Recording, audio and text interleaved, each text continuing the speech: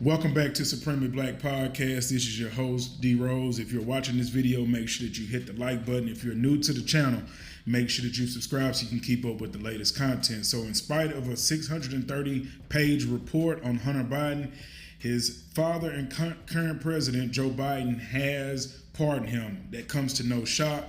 Some of the things that were documented was that 191 sex crimes, 128 drug crimes, and 140 business crimes, right? So now, looking online, you see a lot of different people with mixed emotion. You're seeing people saying, okay, we thought that Joe Biden said that he would never, which he mentioned in the actual statement that's posted right now. If you need to, you can stop the video, you can check that out.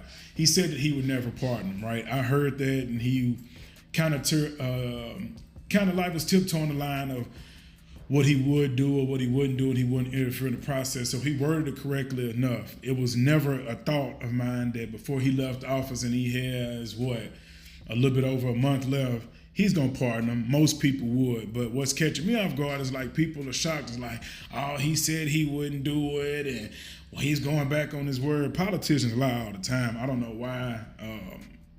As people, we've put them on such a high pedestal. It's kind of foolish and just comedic to me, because I'm like, come on, bro. There's no way that y'all would think that this man would allow his son to be charged for something like that. And then on top of that, not him losing the election, but Kamala losing the election. Donald Trump faced the charges that he was charged with. Of course, he's automatically pardoned because he is an elected president, so all those charges are dropped. It's only common sense. Of course, he was going to go back on his word. But then just looking at the people, as he should, we can't really have it both ways, because in the same way that you say that January 6 people that were part of that insurrection that they attempted, right, they shouldn't be pardoned. You know for a fact, Donald Trump's, the moment he get into office, those people are going to be pardoned and coming home. A lot of people feel like they've done too much time because of a few that didn't really partake was just there. They were charged. So, I mean, it's politics. It's a lot of, BS when it comes to that. So just keeping it real, I don't understand of how people are siding either way, when to me it was just an easy one. He's going to pardon his son. Everybody, if they had the opportunity, would pardon a family member or a close friend's family member just off of loyalty, and loyalty goes a long way, regardless if we want to sit around and talk about it. Is what we're going to do. Is free content. Who wouldn't cover the topic, especially if you get into politics? But as I'm looking at these pictures, and I'm blurring it out because I don't want YouTube still might take it down just because of the sensitivity of the subject at hand, but it is what it is. Hey man, Hunter Biden was a wild boy. I'm talking about the other video. I couldn't post because it'd be pointless to blur it out. But if you just kind of search around on the internet, Hunter Biden is no longer Hunter Biden, man. He was out here living like real deal Tony Montana, man. That's his new name right now. It ain't no Hunter. That's Tony Montana. I'm talking about he full of that white. He got toes in his mouth, gals bobbing and weaving, pictures galore. I'm talking about Rose tour. He turned up. Absolutely turned up. They can say that they targeted him because he was Joe Biden's son. If you want to believe that, you can. They confiscated his laptop. It is what it is. I mean, there was one video that was posted when he was weighing up them grounds, and live with it. Like Tony Montana wasn't going for it. You're like, Buddy was out here living his best life. But it just shocks me of how America works, and just honestly of how hypocritical we are, because no matter what a person sits up and says, okay, right is right, is wrong, right? But love and loyalty will have you doing things that you never thought that you would. But it just kind of shocks me of how people are just like, man, ain't no way.